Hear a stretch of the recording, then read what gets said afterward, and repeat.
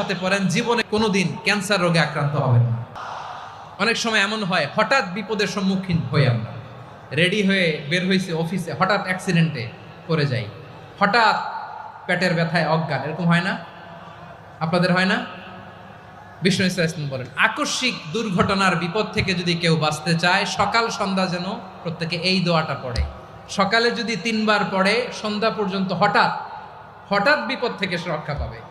To be protected from sudden calamity, sudden disaster, sudden calamity, হঠাৎ বিপদ, হঠাৎ ভয়ঙ্কর কোন আকস্মিক বিপদ থেকে আল্লাহ বাঁচায় দিবে। সকালে পড়লে সন্ধ্যা পর্যন্ত প্রোটেক্টেড, সন্ধ্যাবেলায় যদি 3 বার পরে সকাল পর্যন্ত প্রোটেক্টেড। সুবহানাল্লাহ পড়ে।